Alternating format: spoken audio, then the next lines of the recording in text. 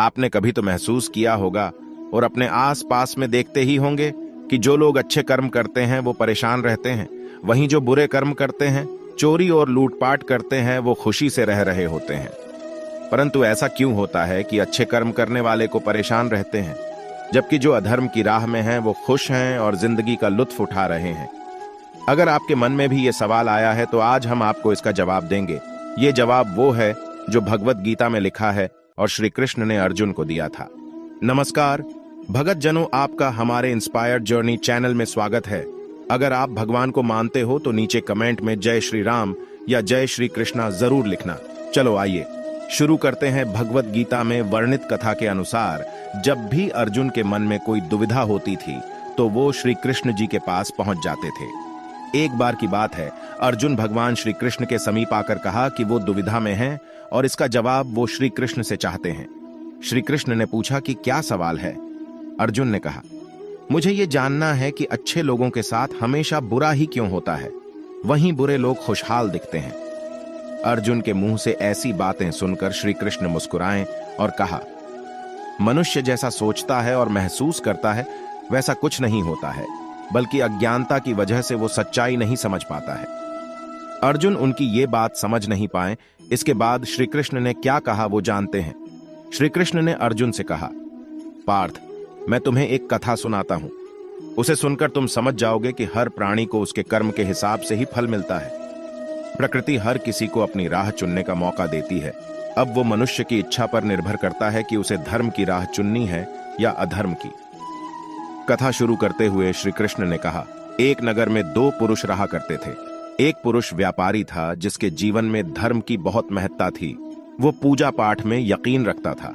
वो हर रोज मंदिर जाता था और दान धर्म भी करता था और हर रोज भगवान की पूजा करता था। वहीं दूसरा पुरुष बिल्कुल विपरीत था। वो हर रोज मंदिर तो जाता था लेकिन पूजा करने नहीं, बल्कि मंदिर के बाहर से जूते चप्पल चुराने। उसे दान और धर्म से कोई लेना देना नहीं था। समय बीतता गया और एक दिन बहुत जोर की बारिश हो रही थी। इस वजह से मंदिर में पुजारी के अलावा कोई नहीं था। ये बात जब दूसरे पुरुष को पता चली तो उसने कहा कि ये सही मौका है मंदिर का धन चुराने का।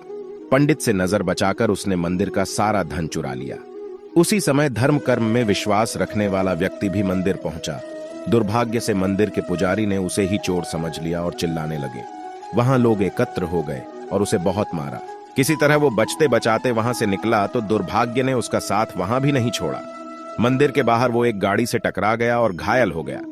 फिर वो व्यापारी लंगड़ाते हुए घर जाने लगा तो रास्ते में उसकी मुलाकात उस पुरुष से हुई जिसने मंदिर से धन चुराया था। उसने कहा, आज तो मेरी किस्मत चमक गई, एक साथ इतना सारा धन मिल गया।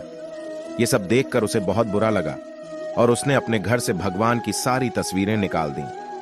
कुछ सालों बाद दोनों पुरुषों की मृत्यु हो गई। मरने के बाद जब दोनों यमराज की सभा में पहुंचे और भले पुरुष ने दूसरे व्यक्ति को देखा तो उसे बहुत गुस्सा आया। उसने क्रोधित होकर यमराज से पूछ ही लिया, मैं तो हमेशा अच्छे कर्म करता था, दान में विश्वास रखता था, उसके बदले जीवन भर मुझे अपमान और दर्द ही मिला और इस व्यक्ति को नोटों से भरी पोटली। आखिर ऐसा भेदभाव क्यों? इस पर यमराज ने कहा, पुत्र, तुम गलत समझ रहे हो। जिस दिन तुम्हारी गाड़ी से टक्कर हुई थी वो दिन तुम्हारे जीवन का आखिरी दिन था, परंतु तुम्हारे अच्छे कर्मों की वजह से तुम्हारी मौत सिर्फ एक छोटी से चोट में बदल गई। तुम इस दुष्ट व्यक्ति के बारे में जानना चाहते हो। दरअसल इसके भाग्य में राजयोग था, मगर इसके कुकर्मों और अधर्म की वजह से वो सिर्फ एक छोटी सी धन की पोटली में बदल गया। कथा सुनाने के बाद श्री कृष्ण अर्जुन से कहते हैं, पार्थ, क्या अब तुम्हें तुम्हारे सवाल का जवाब मिल गया? ऐसा सोचना कि भगवान तुम्हारे कर्मों को नजरअंदाज कर रहे हैं, ये बिल्कुल भी सत्य नहीं है। भगवान हमें कब क्या किस रूप में दे रहा है मनुष्य को समझ में नहीं आता है, मगर आप अच्छे कर्म करते रहें तो भगवान की कृपा हमेशा बनी रहती है। इसलिए अपने अच्छे कर्मों को बदलना नहीं चाहिए, क्योंकि उसका फल हमें इसी जीवन में मिलता है। इसलिए मनुष्य का फर्ज है कि वो हमेशा अच्छे कर्म करते रहें, क्योंकि श्री कृष्ण ने गीता में भी बताया है कि किसी के द्वारा किया गया कर्म बेकार नहीं जाता है, चाहे वो अच्छा हो या बुरा। प्यारे भगत जनों, आपको ये कहानी कैसी लगी नीचे कमेंट में जरूर बताइए और साथ ही हमारे चैनल को सब्सक्राइब कर ले ताकि आगे आने वाली और भी अच्छी अच्छी कहानियां आप तक पहुंच पाए। धन्यवाद। आपका दिन शुभ हो।